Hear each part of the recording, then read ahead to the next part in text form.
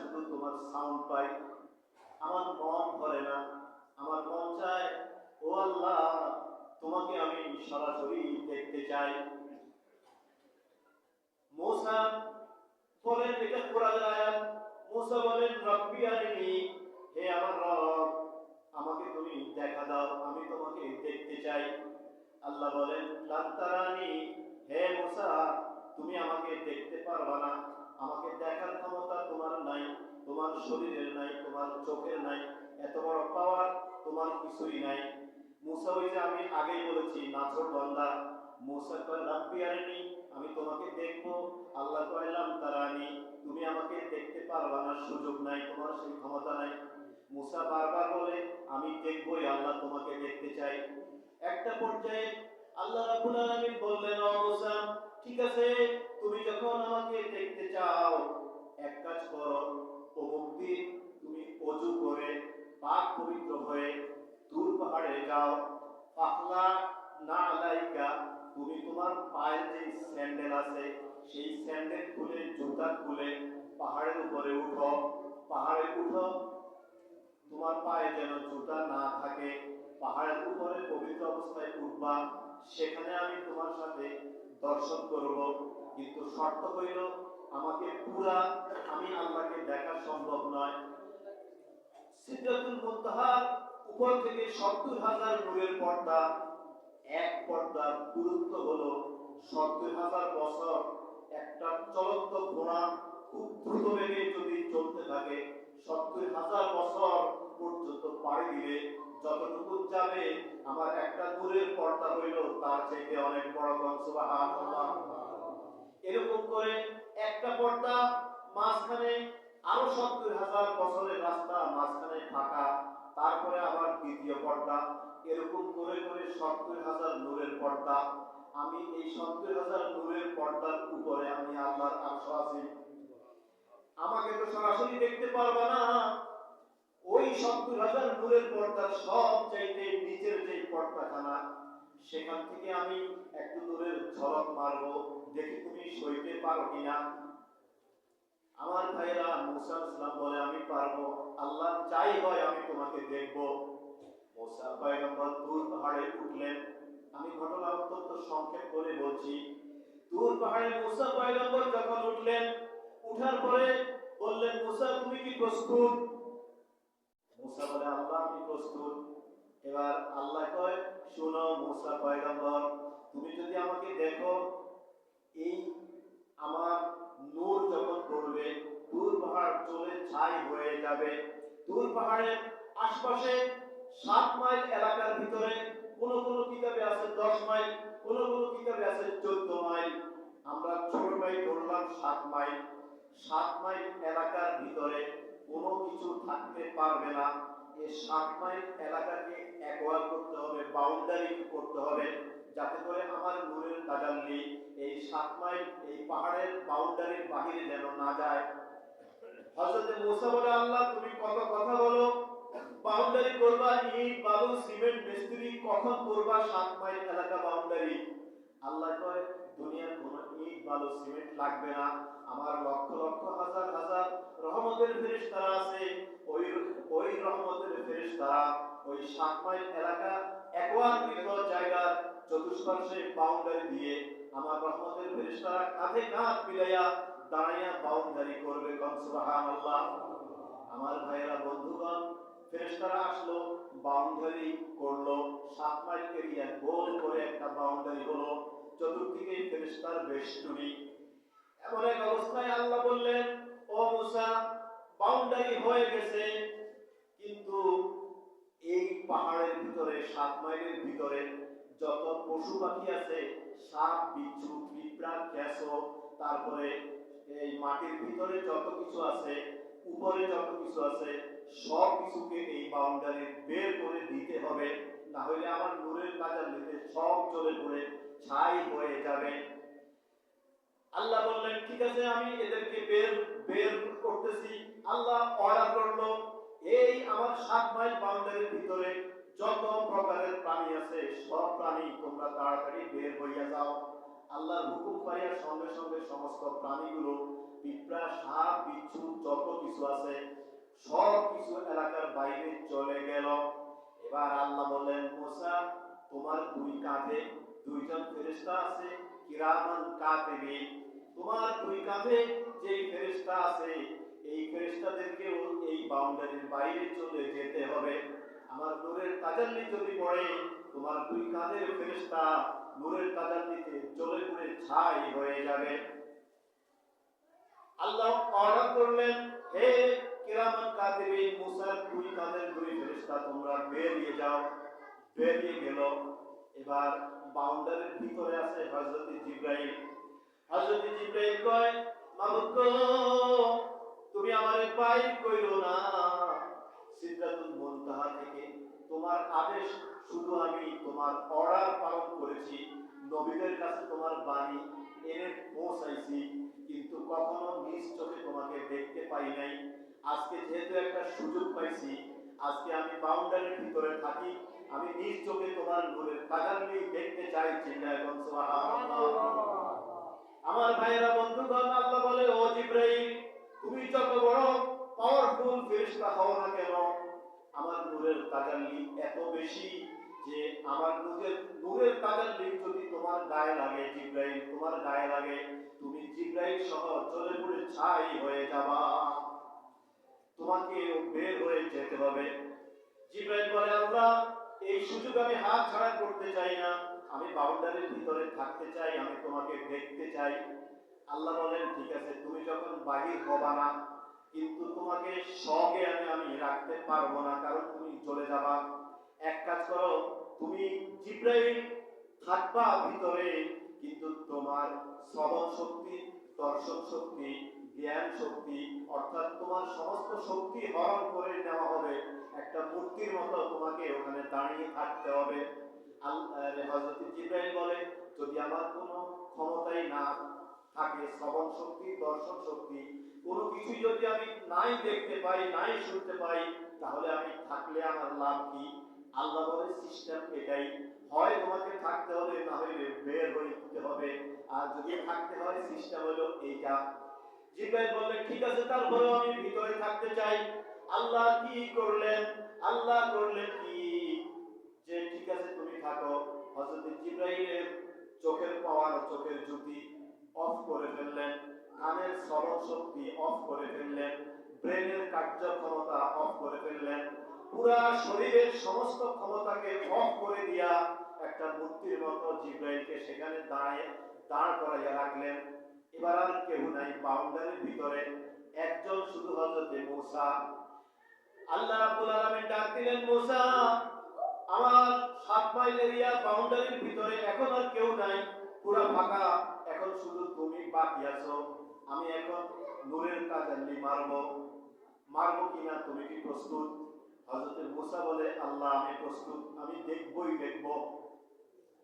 আমার ভাইরা বন্ধুগণ, আল্লাহ রাব্বুল আলামিন ওই যে 70,000 নূরের পর্দার উপর থেকে, আরশ আজিম থেকে পর্দার সর্ব নিচে যেই পর্দাটা, নূরের পর্দাটা, কিতাবে আছে একটা সুইয়ের মাথা, একটা সুইয়ের মাথা দিয়া কোনো কিছুর মধ্যে কুতা মারলে একটা সুইয়ের মাথা পরিমাণ ছিদ্র হবে। এই ছিদ্রটা কতটুকু, যেটা চোখেও আঁচ করা যাবে না, এরকম সামান্য একটা ছিদ্র দিয়া আল্লাহ পাক ওনার নূরের তাজাল্লি, 70,000 নূরের তাজাল্লি এই ছিদ্র দিয়া মাত্র সামান্য একটু ছাড়লেন। যখনই ওই নূরের তাজাল্লি দূর পাহাড়ে এসে মূসা পয়গম্বরের উপর পড়ল, ফাখাররা মূসা সাইকা, মূসার সঙ্গে সঙ্গে বেহুশ হয়ে পড়ে গেল। সুবহানাল্লাহ। আর দূর পাহাড়, পুরো পাহাড় আল্লাহর নূরে যত কিছু ছিল, গাছপালা যত কিছু ছিল, সব কিছু জ্বলে পুড়ে ছাই হয়ে গেছে। সুবহানাল্লাহ। হযরত মূসা পয়গম্বরের 7 দিন পর্যন্ত কোনো হুঁশ ছিল না। 7 দিন পরে আল্লাহ রাব্বুল আলামিন হযরত মূসা আলাইহিস সালাতু ওয়াস সালামকে বলল যে তুমি এবার যাও।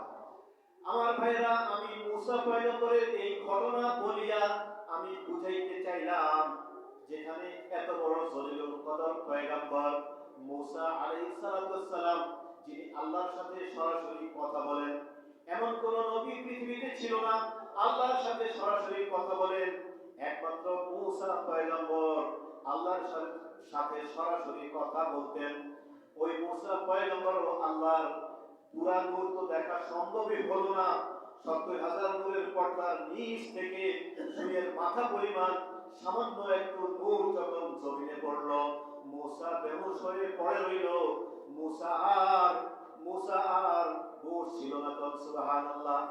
এখানে আরেকটি ঘটনা আমার বাকি, যেহেতু আরো ২-৪ মিনিট সময় আছে, আমি ঘটনাটা বলে নেই। আল্লাহ যখন বললেন যে আমি নূরের তাজাল্লি ছাড়তেছি, এই মূসা বললেন ঠিক আছে আল্লাহ ছাড়ো। মূসা পয়গম্বর বলে হঠাৎ করে দিনের বেলা সূর্য প্রচন্ড আলো ছিল, হঠাৎ করে আমি দেখি একটা প্রচন্ড আওয়াজ হলো। প্রচন্ড আওয়াজ হওয়ার সঙ্গে সঙ্গে তামাম এলাকা ঘুরঘুটে অমাবস্যার চাঁদের মতো অন্ধকার হইয়া গেল। সুবহানাল্লাহ। আমি ভয় পাইতে লাগলাম, কি রে দিনের বেলা সূর্যের আলো এতক্ষণ এত আলোর ভিতরে ছিলাম, এখন দেখি কোনো আলো নাই, একেবারে অমাবস্যার মতো অন্ধকার। মূসা পয়গম্বর বলে, ও দুনিয়ার মানুষ, আমি আমার হাত মেলে চোখের সামনে আনলাম, আমি আমার হাত পর্যন্ত দেখতে পারি না, এত অন্ধকার। কিছুক্ষণ পরে আমি ভয়ে কাতরাচ্ছিলাম, হঠাৎ করে দেখি আরেকটা গায়েবী আওয়াজ আসলো। আওয়াজের সঙ্গে সঙ্গে আমি আবার চোখ বন্ধ করলাম। চোখ বন্ধ করার পরে চোখটা যখন মেললাম, দেখলাম এমন আলো, এমন সুন্দর আলো।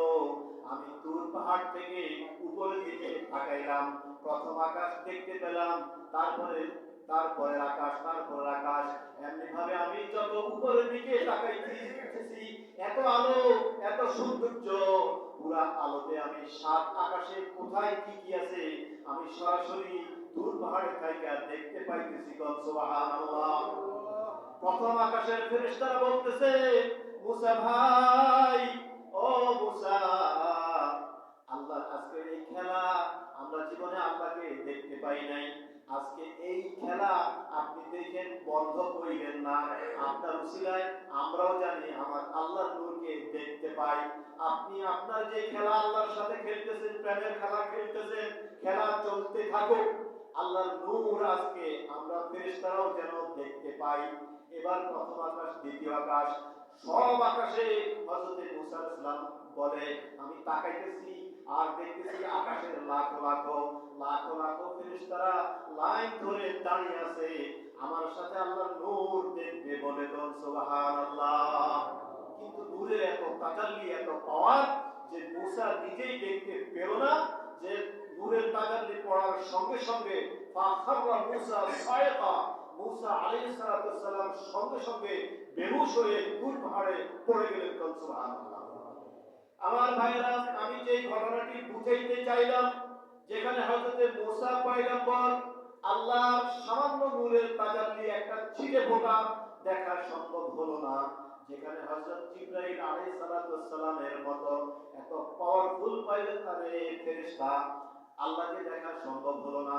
আকাশের লক্ষ লক্ষ ফেরেশতারা যেখানে আল্লাহকে দেখা সম্ভব হলো না, অথচ আমার নবীকে কত বড় পাওয়ার দিলেন, কত বড় শক্তি দিলেন, কত বড় ইজ্জত দান করলেন, কত বড় পাওয়ার হইলে, কত বড় সম্মান হইলে আমার নবীজি একজন মানুষ হইয়া সশরীরে আল্লাহর আরশ আজিম ৭০,০০০ নূরের পর্দা পাড়ি দিয়া আল্লাহর আরশ আজিমে আল্লাহর পাশাপাশি বসেছিলেন। চিল্লায়া সুবহানাল্লাহ। কোরআনে পাকে আল্লাহ রাব্বুল আলামিন বলছেন, সুম্মা দানা ফাতাদাল্লা ফাকানা কাবা কাউসাইনি আও আদনা। আল্লাহ বলেন, যেদিন আল্লাহর হাবিব আমার নবী দোস্ত মুহাম্মদ মুস্তাফা সাল্লাল্লাহু আলাইহি ওয়াসাল্লাম আমার কাছে আরশ আজিমে আসছে, ওই কতটুকু আমার কাছে আসছে আল্লাহ বুঝানোর জন্য বলছেন, একটা ধনুকের মধ্যে তীর লাগাইয়া তীরটাকে টান দিলে ধনুকের দুইটা মাথা বাঁকা হইয়া যতটুকু কাছে আসে সর্বোচ্চ ১ বিগত, কোন কোন কিতাবে আছে ১ হাত, যে ধনুক টান দিলে তীরটা টান মারলে ধনুকের দুইটা মাথা টান খাইয়া কুসাইয়া আসে, গোল হয়ে আসে, এটার ব্যবধান থাকে এই মাথা থেকে আরেক মাথা সর্বোচ্চ ১ হাত। আল্লাহ বলে আমি এবং আমার নবী আমার দোস্ত মুহাম্মদ মুস্তাফা সাল্লাল্লাহু আলাইহি ওয়াসাল্লাম এক হাতের ব্যবধান, এক বিগতের ব্যবধান, এত কাছাকাছি আমি এবং আমার নবী মুহাম্মদ মুস্তাফা সাল্লাল্লাহু আলাইহি ওয়াসাল্লাম আর সাজিদের মধ্যে আমরা একসাথে ছিলাম কয়েক কয়েক মাস, কয়েক ঘন্টা। সুবহানাল্লাহ। আমার ভাইরা, সেই মুহাম্মদ মুস্তাফা সাল্লাল্লাহু আলাইহি ওয়াসাল্লামকে যিনি সর্বশ্রেষ্ঠ পয়গম্বর, সাইয়্যিদুল মুরসালিন, রাহমাতাল লিল আলামিন, আল্লাহ বলছেন যে আমি আল্লাহ রাব্বুল আলামিন, যেইখান পর্যন্ত আমি আল্লাহ রবের পরিধি, আমি আল্লাহ রবের সীমানা যতটুকু, যেখানে আমি রব আছি, সেখানে আমার নবী মুহাম্মদ মুস্তাফা সাল্লাল্লাহু আলাইহি ওয়াসাল্লাম রহমত স্বরূপ সেখান পর্যন্ত আছেন। সুবহানাল্লাহ। এই প্রাণের নবী, মায়ের নবী মুহাম্মদ মুস্তাফা সাল্লাল্লাহু আলাইহি ওয়াসাল্লামকে অনেকেই বলে যে আমাদের মতো মানুষ, আমাদের মতো পয়গম্বর, আমাদের মতোই অবস্থা, অন্যান্য নবীর মতো। আরে অন্যান্য নবী তো দূরের কথা, আমার নবীর ধারে কাছে আসার মতো কোনো নবীরও ক্ষমতা নাই। যে আল্লাহ রাব্বুল আলামিন তো আল্লাহ, তিনি হলেন সৃষ্টিকর্তা, তিনি হলেন মাবুদ। ওনার পরে আল্লাহর পরে আল্লাহর সৃষ্টিকুল, বেহেশত, দোজখ, গ্রহ, নক্ষত্র, তারা, সাত আসমান, জমিন, যত কিছু আছে সব কিছু আল্লাহর মাখলুক। এই সব কিছু মাখলুকের মধ্যে 18,000 মাখলুকের মধ্যে 80,000 মাখলুকের মধ্যে আল্লাহ বলেন সর্বশ্রেষ্ঠ মাখলুক, আমার সৃষ্টির মধ্যে সর্বশ্রেষ্ঠ হলেন সাইয়্যিদুল মুরসালিন মুহাম্মদ মুস্তাফা সাল্লাল্লাহু আলাইহি ওয়াসাল্লাম। আমরা অত্যন্ত সৌভাগ্যবান যে যেই নবী এত সম্মানী, যেই নবী এত দামি, সেই নবীর উম্মত হওয়ার কারণে আমরাও দামি। সুবহানাল্লাহ। আল্লাহ রাব্বুল আলামিন হাদিস শরীফে নবীজি ইরশাদ করেন যে হারামাল্লাহুল জান্নাতা আলাল আমবিয়াই ওয়া আলা উমামিহিম হাত্তা ইয়াদখুলা হাবিবাহু ওয়া উম্মাতাহু সাল্লাল্লাহু আলাইহি ওয়াসাল্লাম। দিনের নবী ইরশাদ করেন, আল্লাহ রাব্বুল আলামিন বলেছেন হারামাল্লাহুল জান্নাতা আলাল আমবিয়াই ওয়া আলা উমামিহিম। হারামাল্লাহুল জান্নাতা, আল্লাহ পাক জান্নাতকে হারাম করেছেন। হারামাল্লাহুল জান্নাতা আলাল আমবিয়াই, আগের যত নবীগণ ছিলেন, যত পয়গম্বর ছিলেন, আমাদের নবীর আগে হযরত ঈসা আলাইহিস সালাতু ওয়াস সালাম পর্যন্ত আল্লাহ রাব্বুল আলামিন বলেন হারামাল্লাহুল জান্নাতা আলাল আমবিয়াই, সমস্ত নবীদের জন্য আল্লাহ রাব্বুল আলামিন জান্নাত হারাম করেছেন ততক্ষণ পর্যন্ত, ওয়া আলা উমামিহিম, এবং তাদের উম্মতের জন্য, আগের নবী এবং তাদের উম্মতের জন্য আল্লাহ রাব্বুল আলামিন জান্নাতে প্রবেশ করা হারাম করেছেন ততক্ষণ পর্যন্ত, হাত্তা ইয়াদখুলা হাবিবাহু ওয়া উম্মাতাহু, যতক্ষণ পর্যন্ত আমার হাবিব, আমার নবী, আমার দোস্ত মুহাম্মদ মুস্তাফা সাল্লাল্লাহু আলাইহি ওয়াসাল্লাম এবং তাহার উম্মতেরা এক এক করে জান্নাতে প্রবেশ করা শেষ না হবে, ততক্ষণ পর্যন্ত সমস্ত নবী এবং পয়গম্বরেরা, তাদের উম্মতেরা লাইন ধরে বেহেশতের বাইরে, দরজার বাইরে দাঁড়িয়ে থাকবে। একটা মানুষও বেহেশতে প্রবেশ করার ক্ষমতা থাকবে না। সুবহানাল্লাহ। তাহলে যেখানে নবীরা, আমরা প্রবেশ করার আগে আমার নবীজির উম্মত হওয়ার কারণে আল্লাহ রাব্বুল আলামিন কিয়ামতের দিন আমাদের সহ এত সম্মান বাড়িয়েছেন যে নবীরা তাদের উম্মতদেরকে নিয়ে লাইন ধরে বেহেশতের সামনে দাঁড়িয়ে থাকবে। বেহেশতে প্রবেশ করতে পারবে না, অনুমতি নাই, পাস নাই, যতক্ষণ পর্যন্ত না আমার নবী মুহাম্মদ মুস্তাফা সাল্লাল্লাহু আলাইহি ওয়াসাল্লাম এবং ওনার উম্মতেরা, অর্থাৎ আমরা এক এক করে বেহেশতে যখন প্রবেশ করতে করতে করতে করতে সর্বশেষ ব্যক্তি নবীজির উম্মত যখন বেহেশতে প্রবেশ করবেন, তারপরে অন্যান্য নবীরা এবং তার উম্মতেরা আস্তে আস্তে সিরিয়াল বাই সিরিয়াল বেহেশতে প্রবেশ করবেন। বলেন আলহামদুলিল্লাহ।